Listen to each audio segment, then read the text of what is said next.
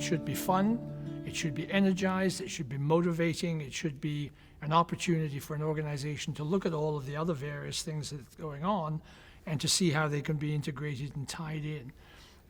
So if the strategic plan is presented properly, I think the notion would be that everything does flow from that. And I'm going to build on that because, for instance, the budget needs to be consistent with that strategic plan. Great point. Similarly, the performance of the director and the superintendents should be tied to the strategic plan. But the other thing that I think in order to make it living, is I think that the board agenda should be tied to the strategic plan. I've done this with other boards, but I worked with a board not all that long ago, where one of the things that we did was we pulled out their minutes from the previous 6 months, and they had to do an audit on them, where they had spent their time and where they had focused on strategic priorities. And they realized good people, good, not a bad board, but they had allowed themselves to lose sight of, are we paying attention to what we said was important? I think the strategic plan is an opportunity not only to refocus the organization, but it's an opportunity to really get trustees to understand how exciting and challenging and so on their role could really be. A really good strategic plan does so many more things for an organization than just simply give it the plan.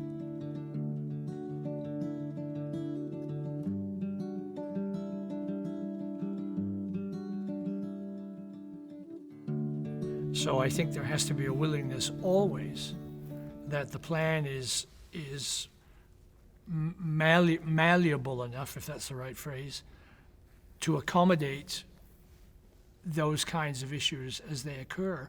And they're also very often a wake-up call that says, well, we put this particular part of the plan together in good faith and good conscience, and you know what? We got it wrong. We need to change it. I'll give you an example of something we did when I was a trustee. Of course, trustees get calls from stakeholders, get calls from parents all the time.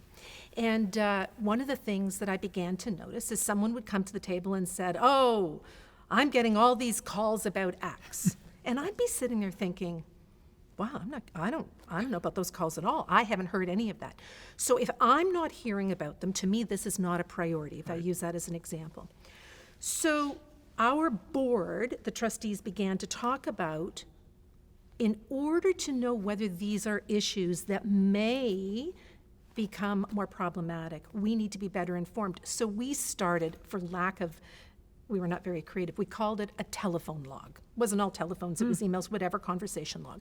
But every time a trustee was contacted by someone, they logged it in. And it was a document that we all had access to. Great idea. So what it did was it gave us a broader view of what was happening within the school district. Very often, actually, we'd be wise just to let it play out for a little while and see if we do actually have a crisis. But if you kept the log and you really kept track, and with all the digital opportunity we have to keep track of social media now, we could extend that log quite significantly. Then you can have a sense of whether there's a trend that we should pay attention to.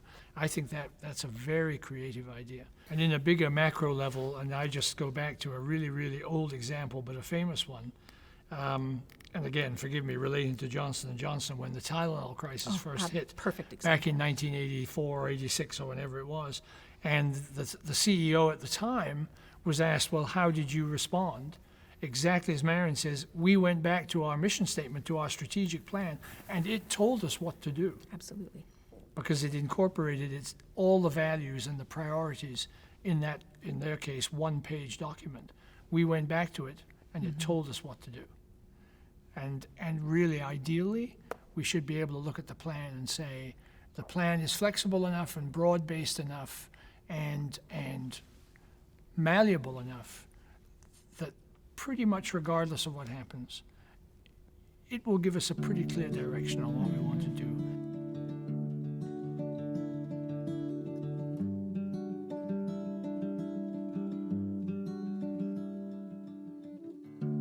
I think that the plan needs to form a major part of that, the director's performance review. But it's on progress toward achieving goals, Right. as opposed to the achievement. Because quite frankly, we're dealing with children who we may never, in fact, ever realize some of that potential until they're out of that system. But the board needs to determine ahead of time, what's the measure? How does the director actually go about trying to implement that strategic plan? And what kind of attributes would we be looking at? Things like creativity, inclusion, flexibility, ingenuity, the ability to build relationships, the ability to move things forward through persuasion and enterprise and so on. I think those are all valuable measures of performance. So I think there are way too many boards that probably say, the director of education lives and dies by how the plan goes, but you need to be reasonable because factors will come into play all through the year that may greatly influence whether in fact it's even remotely possible to get to the plan in this particular year.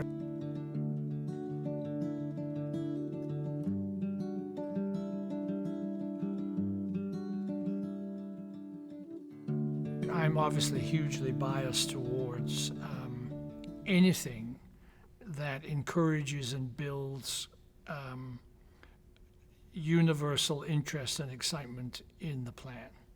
And if that means that we apply branding techniques, we name the plan, Progress 2017, whatever it is, whether we give it its own branding statement, whether we package it up, and I think packaging, which we haven't talked about at all really, how we actually make it look and feel, how easy it is to interact with it on the website, all of those things make a huge, huge impact.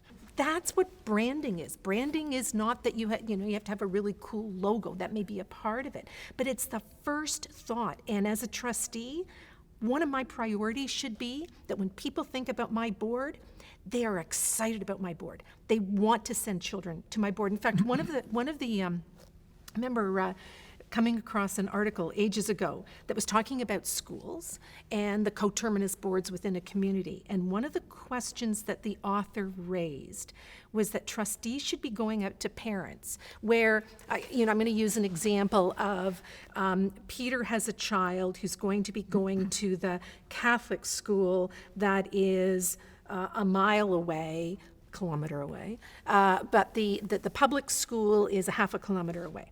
So the question the trustee should be asking the parent is, what would make you not only have your child walk a kilometer, but that you would go to your friends and say, I think your children should walk the kilometer?